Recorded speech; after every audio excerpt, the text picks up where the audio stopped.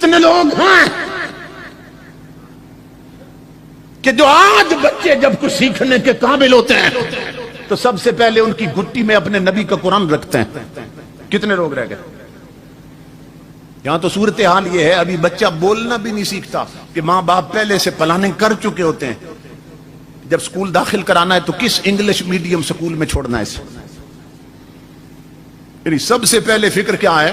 انگریز کی تعلیم دی جائے اسے، انگریز کی تعلیم دی جائے، کیونکہ انگریزی پڑھ گیا تو کامیاب ہے، وہ نہ پڑھی تو پھر کامیاب نہیں. جو مسلمان ہیں سب سے پہلے ان کا فریضہ ہے کہ بچہ کچھ سیکھنے کے قابل ہو اسے سب سے پہلے حضور کا قرآن پڑھایا جائے، نہیں تو کل عذاب سے نہیں بچ سکو گے.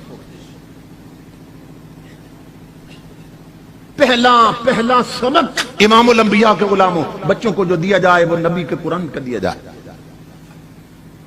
آج کتنے لوگ ہیں کہ جو بچوں کو سب سے پہلے قرآن پڑھاتے ہیں، یہ شریعت کی تعلیم دیتے، اس طرف تو آتے کوئی نہیں.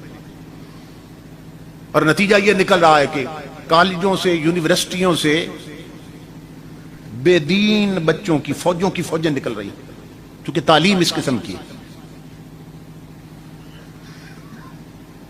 لبرل بن جاتے ہیں، سیکولر ذہن کے ہو جاتے ہیں.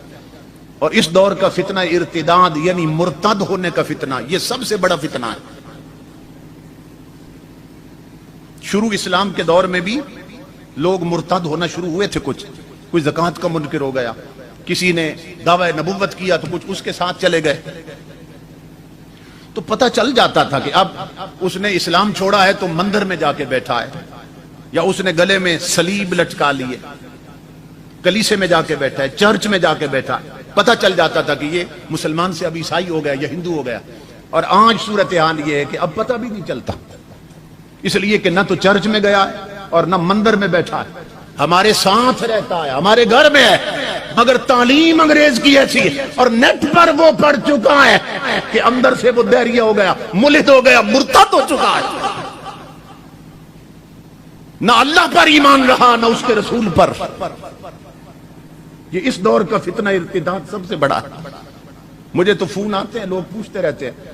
چند جمعے پہلے راولہ کوٹ سے ایک ٹیم آئی میرے پاس، انہوں نے کہا جی ہمیں ٹائم چاہیے، وہاں جلسہ رکھنا ہے. میں نے کہا کس سلسلے میں؟ کہنے لگے کہ وہاں ایک ایسا مسلمانوں میں فرقہ پیدا ہو گیا کہ وہ کہتے ہیں خدا کا کوئی وجود ہی نہیں. اور انہوں نے کیا کیا؟ انہوں نے چھوٹے چھوٹے لیٹر تیار کیے، فوٹو کاپیاں تیار کر کے جمعہ کے دن مسجدوں کے باہر کھڑے ہو گئے اور 26 سوال انہوں نے ایسے کیے کہ عام بندہ پڑھ کر اس کا جواب ہی نہیں اس کے پاس، وہ بھی سوچنے پر مجبور ہو جاتا.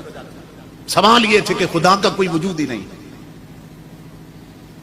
اب لوگ مسجدوں سے نکلتے ہوئے پڑھتے تھوڑے ہی، انہوں نے پکڑ کے جیب میں ڈالی اور ہر گھر تک وہ لیٹر پہنچ گیا.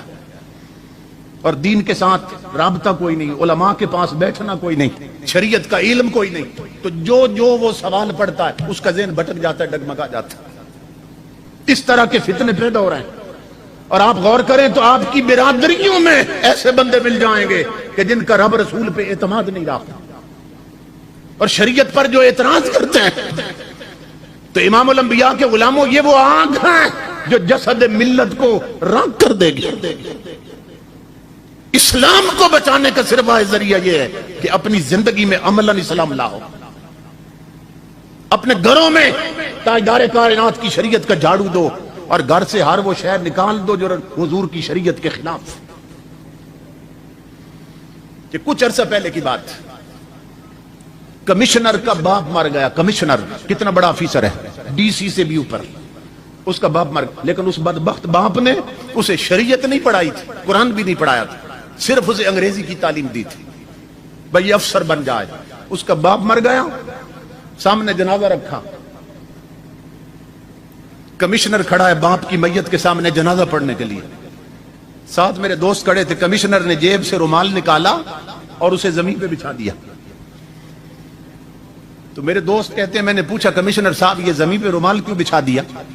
تو وہ کہنے لگے کہ نیچے دری بھی کوئی نہیں، چٹائی بھی کوئی نہیں، تو جب سجدہ کریں گے تو منہ گندا نہیں ہو جائے گا. اب اس کی جو میت پڑی ہے نا بدبخت باپ، وہ چیخ رہی ہوگی اور اپنے مقدروں پہ رو رہا ہوگا کہ کاش اور میں نے تجھے نبی کی تھوڑی سی شریعت پڑھا دی ہوتی. تو کمشنر بن گیا نادان, تجھے اتنی بھی خبر نہیں کہ جنازے کی نماز میں سجدہ ہوتا ہے کہ نہیں ہوتا ہے. تو صورتحال یہ ہے, بچوں کو جو مرضی ہے بناؤ, وہ ملک کے وزیر اعظم بھی بن جائیں, صدر بھی بن جائیں, اگر گھٹی میں نبی کا قرآن نہیں تو امام الانبیاء کے غلاموں ان سے بڑا بدبخت کوئی نہیں ہے. اس لیے سب سے پہلے بچوں کا رخ کرو دینی مدرسوں کی طرف.